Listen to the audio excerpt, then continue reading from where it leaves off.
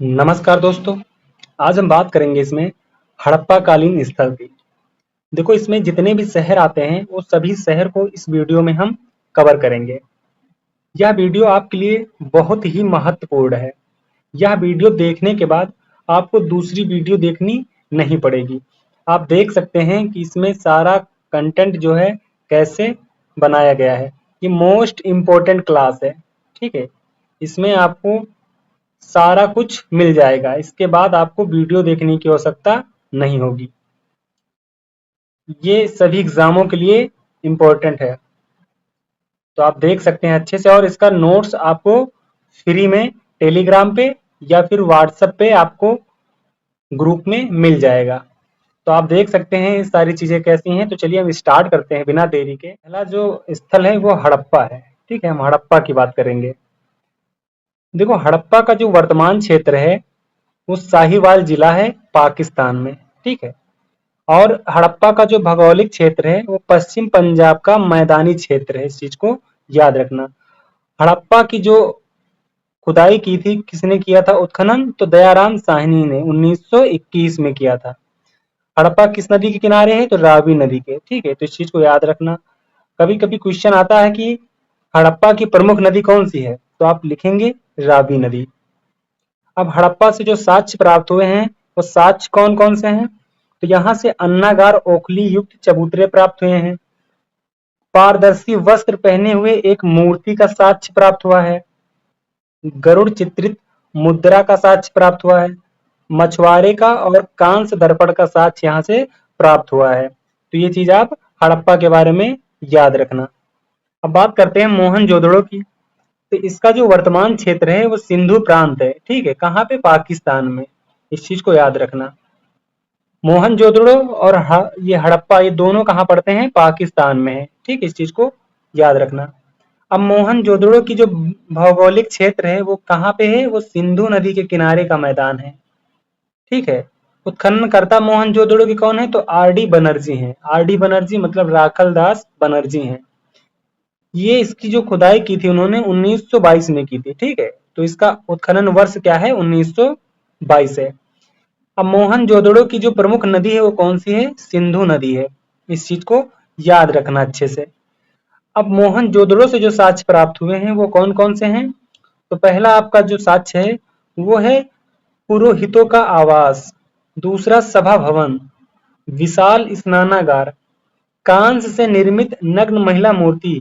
ये साक्ष्य मोहनजोदड़ो से प्राप्त हुए हैं। दाढ़ी वाले पुजारी की मूर्ति, चमकती हुई बंदर का चित्र, एक श्रृंगी पशुओं वाली मुद्राएं प्राप्त हुई हैं। ये कहाँ से प्राप्त हुई हैं? मोहनजोदड़ो से। ये तीन जो हैं इनको याद रखना, ये इंपॉर्टेंट है, ठीक है। ये एग्जाम में कई बार पूछे गए हैं। तो इस एक स्लाइड में आपको हड़प्पा और मोहनजोदड़ो के बारे में जानकारी मिल गई होगी। अब चलिए देखते हैं अगली स्लाइड। इस स्लाइड में हम लोथल और चंदहुदड़ो के बारे में जानेंगे। देखो, लोथल का जो वर्तमान क्षेत्र है वो गुजरात है। लोथल का भौगोलिक क्षेत्र जो है वो दक्षिण गुजरात अरब सागर से समीप है। इस चीज को याद रखना।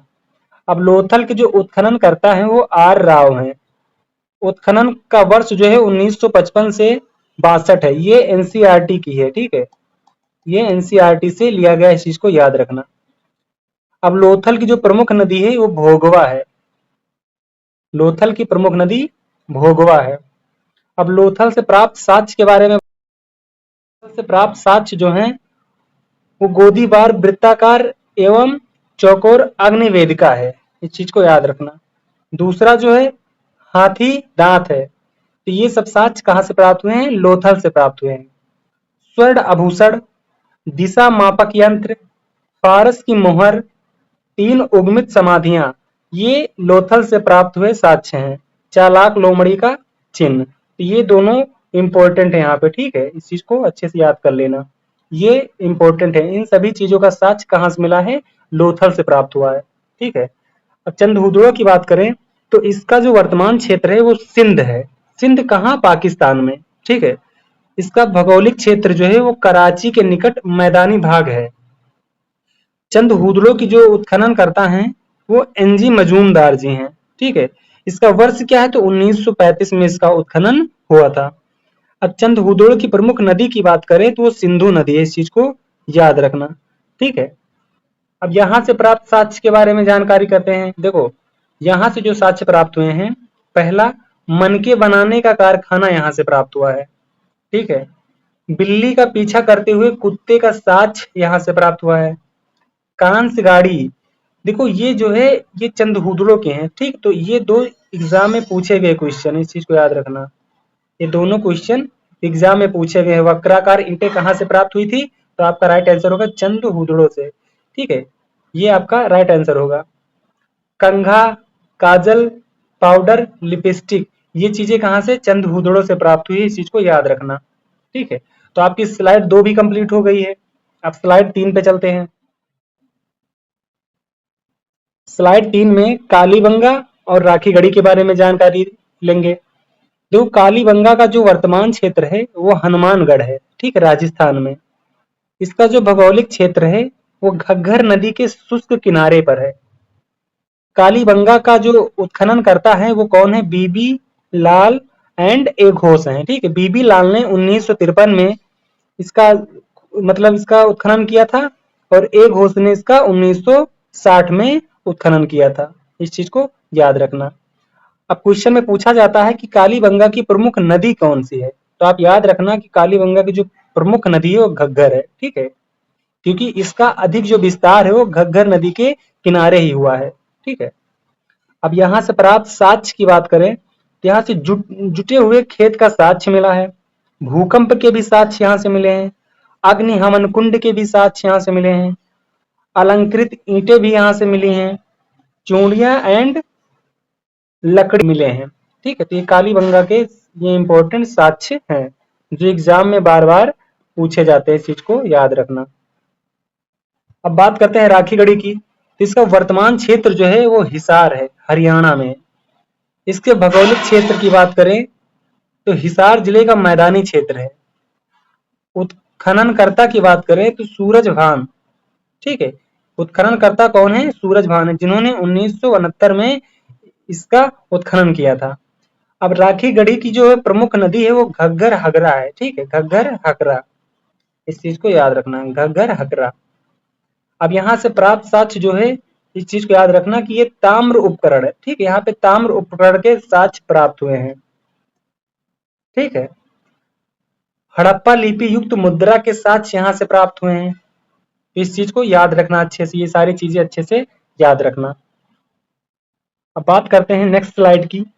इसमें कोटदीजी की बात करेंगे और बनावली की बात करेंगे। देखो कोटदीजी का जो वर्तमान क्षेत्र है वो सिंध है, पाकिस्तान में।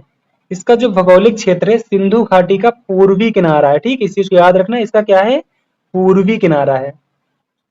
उत्खननकर्ता की बात करें तो ध्रुवे एवं फजल अहमद खान है। ध्रुवे ने 1955 में और फजल अहमद खान ने 1957 में इसका उत्खनन किया था। अब कोटदीजी की प्रमुख नदी की बात करें तो प्रमुख नदी क्या है, सिंधु है। ठीक है, ये इंपॉर्टेंट है, इसको याद रखना। अब कोटदीजी से जो प्राप्त साक्ष्य हैं वो क्या है, चित्रित मृद भांड है, मात्र देवी की मूर्तियां हैं, मनके, कांसे की अंगूठियां, ये सभी साक्ष्य यहां से प्राप्त हुए हैं। ठीक है, इस चीज को याद रखना। अब बात करते हैं बनावली की। देखो बनावली का जो वर्तमान क्षेत्र है वो हरियाणा है। ठीक है, इस चीज को याद रखना, हरियाणा है। इसका जो भौगोलिक क्षेत्र है वो हिसार का शुष्क क्षेत्र है। इसके जो उत्खनन करता है वो आर.एस. विशिष्ट है, जिन्होंने 1973 में इसका उत्खनन किया था। अब बनावली की प्रमुख नदी की बात की जाए तो वो सरस्वती नदी है। ठीक है, इस चीज को याद रखना। यहाँ से जो साक्ष्य प्राप्त हुए हैं बनावली से, तो मिट्टी का हल प्राप्त हुआ है, यानी कि मिट्टी के हल का साक्ष्य प्राप्त हुआ है। सड़कों पर बैलगाड़ी के पहिए का साक्ष्य प्राप्त हुआ है। जौ के दाने का साक्ष्य प्राप्त हुआ है। मोहरे कसौटी का साक्ष्य प्राप्त हुआ है। इस चीज को अच्छे से याद रखना। ठीक है, ये एग्जाम में आता है। चलिए अब बात करते हैं नेक्स्ट स्लाइड की। अब इस स्लाइड में हम रोपड़ की बात करेंगे और रंगपुर की बात करेंगे। देखो रोपड़ का जो वर्तमान क्षेत्र है वो पंजाब है। ठीक है, क्या है वो, पंजाब है। इसका जो भौगोलिक क्षेत्र है वो सतलज नदी के किनारे का मैदानी भाग है। ठीक है, इस चीज को याद रखना। रोपड़ का जो है भौगोलिक क्षेत्र पे क्वेश्चन कई बार एग्जाम में पूछा गया है। उत्खननकर्ता की बात करें तो यज्ञदत्त शर्मा है, जिन्होंने 1955 में इसका उत्खनन किया था। ठीक है। रोपड़ की अगर प्रमुख नदी की बात की जाए तो वो प्रमुख नदी क्या है? सतलज है। ठीक है। रोपड़ की प्रमुख नदी सतलज है। यहाँ से साक्ष्य कौन कौन से प्राप्त हुए हैं तो आप देख सकते हैं, तांबे की कुल्हाड़ी का साक्ष्य हमें रोपड़ से प्राप्त हुआ है। मानव के साथ कुत्ते को दफनाने का साक्ष्य हमें रोपड़ से प्राप्त हुआ है। सलखड़ी की मोहर भी हमें कहां से? रोपड़ से प्राप्त हुई है। ठीक है, इस चीज को याद रखना। अब बात करेंगे रंगपुर की। देखो, रंगपुर का जो वर्तमान क्षेत्र है वो गुजरात है। ठीक है, क्या है? गुजरात है। इसका भौगोलिक क्षेत्र जो है सौराष्ट्र क्षेत्र है। इसके उत्खननकर्ता जो हैं SR राव हैं, इस चीज को याद रखना। इसका वर्ष क्या है? 1954 में इसका उत्खनन किया गया था। ठीक है, रंगपुर का, इस चीज को याद रखना। रंगपुर की प्रमुख नदी क्या है? भादर है। ठीक है, रंगपुर की प्रमुख नदी भादर है। यहाँ से प्राप्त होने वाले सभी साक्ष्य कौन कौन से हैं तो आप कह सकते हैं ज्वार बाजरा का साक्ष्य हमें रंगपुर से प्राप्त हुआ है। 3 संस्कृतियों के अवशेष हमें रंगपुर से प्राप्त हुए हैं। नालियां का अवशेष हमें रंगपुर से प्राप्त हुआ है। कच्ची ईंटों के दुर्ग और धान की भूसी जो है ये हमें कहां से प्राप्त हुई है?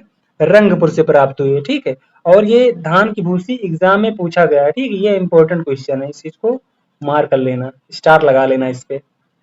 चलिए अब बात करते हैं नेक्स्ट स्लाइड की, जो लास्ट स्लाइड है। ठीक है, ये स्लाइड के बाद आपका कंप्लीट हो जाएगा हड़प्पा साइट्स। तो आप इसमें पढ़ेंगे सुरकोटदा, ये 11वां शहर है। ठीक है, हमने 10 शहर की बात कर ली है, 11वां शहर है। अब सुरकोटदा की बात करेंगे तो इसका वर्तमान क्षेत्र जो है वो गुजरात है। इसका भौगोलिक क्षेत्र जो है कच्छ क्षेत्र है। उत्खननकर्ता इसके JP जोशी हैं, जिन्होंने 1964 में इसका उत्खनन किया था। इस चीज को याद रखना। अब यहाँ से प्राप्त होने वाले साक्ष्य हैं, देखो घोड़े के अवशेष यहीं से प्राप्त हुए हैं। कलश समाधान यहीं से के साक्ष्य यहीं से प्राप्त हुए हैं। घरेलू उपकरण के साक्ष्य यहीं से प्राप्त हुए हैं। तराजू का पलड़ा यहीं से प्राप्त हुआ है। चेन्नई वाले भवनों के साक्ष्य भी यहीं से प्राप्त हुए हैं। ठीक है, तो ये 11 शहर जो हैं आपके, हमने इस वीडियो में कंप्लीट कर दिया है। अगर आपको वीडियो अच्छी लगी हो तो इस चैनल को सब्सक्राइब करिएगा और वीडियो को लाइक एंड शेयर जरूर करिएगा। बाकी अगर आपको किसी टॉपिक पे वीडियो चाहिए तो आप कमेंट करिएगा, हम उस टॉपिक पे भी वीडियो बनाएंगे। ठीक है, बाकी चैनल को सब्सक्राइब कर लीजिए, वीडियो को लाइक करिए एंड अपने तैयारी करने वाले मित्र के पास जो कंपटीशन की तैयारी कर रहा है उसको जरूर ये शेयर करिए। ठीक है, बाकी चलिए मिलते हैं नेक्स्ट वीडियो में नेक्स्ट टॉपिक के साथ।